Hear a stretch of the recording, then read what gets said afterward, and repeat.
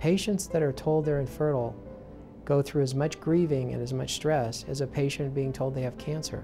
I think it's important for patients and the public in general to realize infertility is a disease.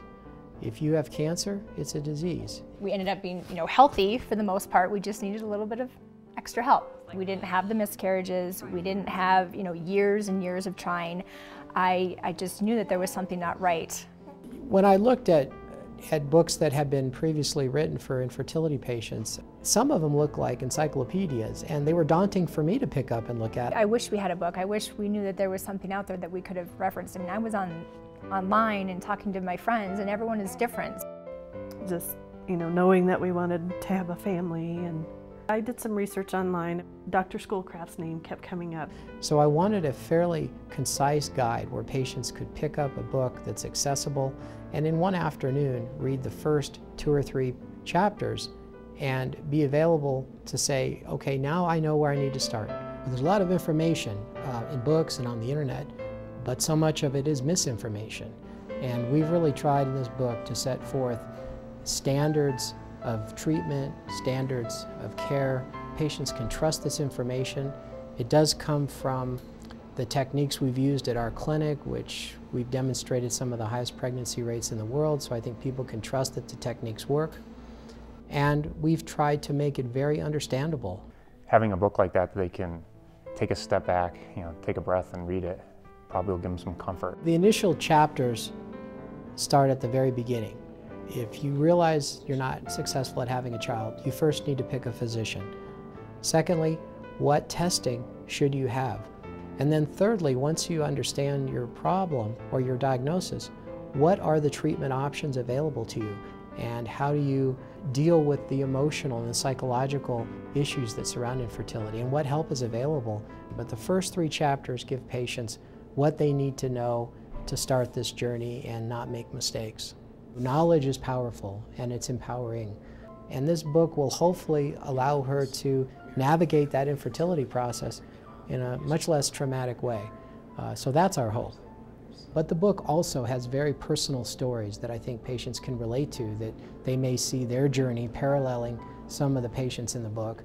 We had a son, Jay, who was born January 25th of 2008. Seemingly healthy initially, but within the first month I kind of noticed something was wrong. He wasn't moving his arms and his legs and his head, and he was initially diagnosed in the ER with spinal muscular atrophy. It was devastating to watch him suffer like he did, and he passed away August 25th of 2008. We knew we wanted kids, and how we were going to do it, we weren't sure. We didn't want to put anybody through that again. Both Marla and I are carriers, and the chance of us actually passing out again is it's 25% that we'd have an infected child. So I wanted to see if there's anything else we could do to make sure it wouldn't happen. He actually let us know that they had started doing testing for the SMA gene, even though the testing is fairly new. Nobody else was doing it, so it did give us hope that we could have SMA-free children. They ended up implanting on Jay's Angel Day. We saw 2 heartbeats.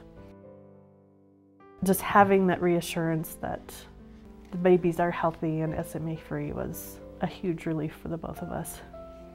Everybody's really looking forward to meeting these new little babies, so just as much, if not more, as we are. I have continually had patients come in and see me who stated, I wish I knew then what I know now. If I'd only had this information up front and empowered me to make the right choices, I would have had a baby much quicker, much easier, with much less trauma. It was relieving. I think it was nice to go in and find out after we got tested that we could have kids, and then find out that it wasn't. He made us feel really comfortable. It's worth it, 1, because you have a little bundle of joy at the end of it, and 2, it can stay private. I mean, they're very professional people. A fair amount of people that ended up, after we started with Schoolcraft, found out that they had gone to Dr. Schoolcraft as well, and which validated a lot of the research we had done. I realize every time I see a positive pregnancy test, the impact I've had on the woman, on the man, on their marriage, and really the rest of their life, because now they're moving forward as a family, but when they're successful, it's priceless.